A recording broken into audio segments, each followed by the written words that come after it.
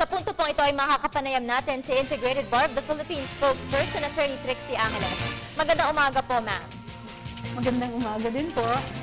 Yes, doon po sa nangyaring insidente, ma'am, meron po namatay na 5 bata doon sa tulay, boundary po ng Pasay at Makati. Saan po yung jurisdiction nito dapat?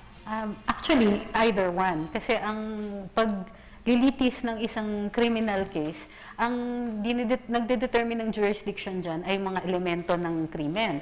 So, kung saan naganap ang kahit anong elemento ng krimen, ay pwedeng gawing jurisdiction yon. So, I think in a case like that na posible yung dalawa. Kunwari, may bumarel, no, from one side of the bridge, tapos tumawid ng boundary to another city. So, contiguous jurisdictions, pwede pong i-file yung kaso in either one. Pwede dun sa let's say, sa Pasay City, kung dun yung bumarel, or dun sa, kung saan na-consummate yung crime, which is Makati, pwede rin dun po. So, it is really up to the law enforcer na, pagdating sa mga ganyang sitwasyon, kung saan nila if-file yung kaso. And in either papasok rin po ang jurisdiction. Territorial lang po naman ang jurisdiction. I see. So, pwede po siyang litisan either sa Pasay or sa Makati. Kasi po, di ba, sometimes itong issue ng jurisdiction ginagamit para po ma-dismiss yung kaso. Yes. Pero dahil sa ang criminal cases kasi nga, territorial, at ang sinasabi ng batas is that kung saan naganap ang kahit anong elemento nung krimen na yon. So, in this case, let's say it is homicide, pwedeng yung kung saan yung discharge ng weapon, o kaya kung saan natamaan, kung saan yung meron pa yan minsan kung saan pa namatay. So in some cases like that, contiguous yung jurisdictions, or for example, kidnapping, no? Kinidnap sa, let's say, sa Quezon City. Tapos habang nakasakay siya sa kotse, nakadetain na siya, napipigilan na siya, and then umandar yung kotse, let's say dinala siya sa probinsya, sabihin na natin sa norte, no? Let's say as far as Nueva Vizcaya, yung jurisdictions yan, contiguous. So, ibig sabihin, pwede siyang i-file anywhere where the elements of the crime have been committed. Yes, ma'am. Speaking of jurisdiction po, yung issue ng RH law, parang nagkakaroon din po ng ganitong issue sa Supreme Court kasi po sinasabi ni Justice or Chief Justice Sereno na hindi daw po proper forum ang Supreme Court. Do you agree with this? Yes.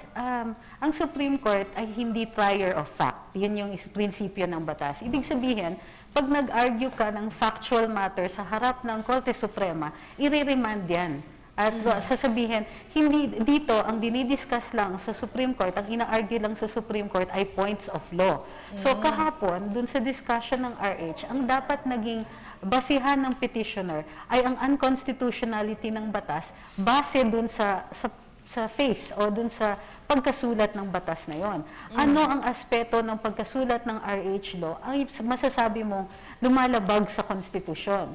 Ang sinasabi ng petitioner dito ay abortifacient daw ang mga contraceptives. Ngayon, ang sinasabi ni Justice Sereno, para ma-determine kung totoo yung fact na yan, walang lugar ang Supreme Court. Hindi kami Regional Trial Court or MTC na pwede kang magpresenta ng ebidensya o ng mga witnesses para patunayan yung fact na yon. So, tama si Chief Justice Sereno, no? I-reiterate lang something that all lawyers pag umakyat kayo sa Supreme Court, points of law ang ina-argue doon. So, parang minadali po, tumaas agad. When dapat po ba, saan po ba dapat sinesettle yung mga ganitong issues of facts sa lower courts? Well, I wouldn't say na minadali. It just so happens na yung particular argument ng mga petitioners na yon ay sumisentro dun sa fact na hindi pa nila mapatunayan.